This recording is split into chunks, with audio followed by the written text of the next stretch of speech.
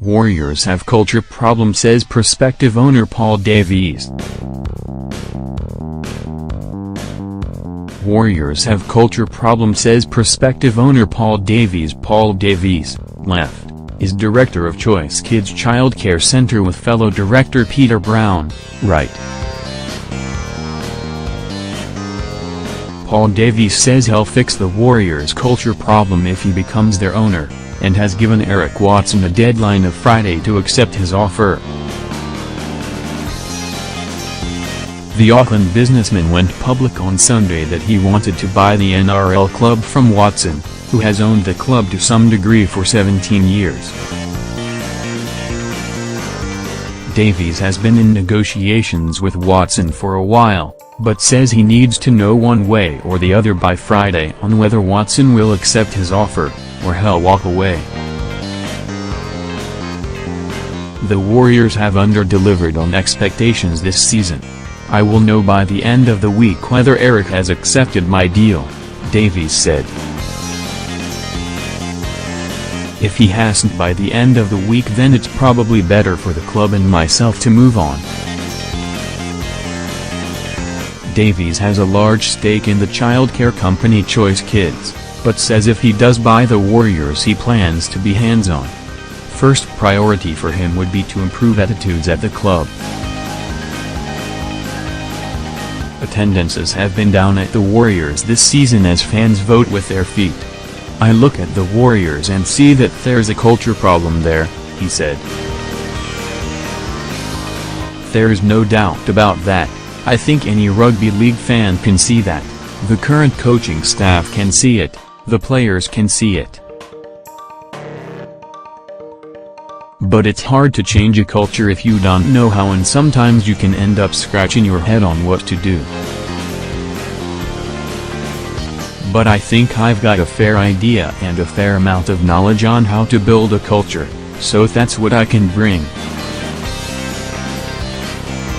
Davys is a man who knows his league, while his business partner at ChoiceKids is NRL player agent Peter Brown. If he does buy the Warriors, it's unknown where that would leave managing director Jim Doyle, who also has a 10% stake in the club. It could also mean that Stephen Carney won't be around next year. Davys would look closely inside the club to see what's been going wrong and said he'd need to have a sit-down with Carney. I don't know Steve, Davys said. I know he's passionate about the club, that he's been the Kiwis coach and has worked under some great coaches. So you can only assume that Steve has a fair amount of knowledge in coaching. But until I sit down with Steve, and we haven't sat down and talked yet, I'm in the dark. I just know that the Warriors aren't winning and there's a need for a culture change, and whether that's Steve's fault or not, I don't know. Few people would have known much about Davys until it came out on Sunday that he made Watson an offer. He says he'll still be a Neville nobody until the deal goes through, but he didn't have any problem with it coming out that he was interested. I think it needed to be done because there was a lot of noise coming out from behind the scenes, so coming out is fine, he said. We've been honest with what's happening and I've been honest with my intentions. The Warriors has the palm of New Zealand Rugby League in its hands, so it needs to be healthy and doing well.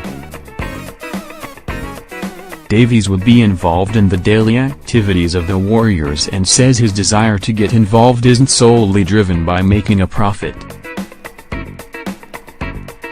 Any businessman doesn't want to lose money, but I don't think you look at the Warriors as just a business, he said. There's a duty of care to the rugby league community to make sure we've got something young kids and even adults are aspiring to. So there are young kids wanting to play there and adults wanting to watch. It's one of those businesses where you've got to have one hand on your wallet and one hand on your heart.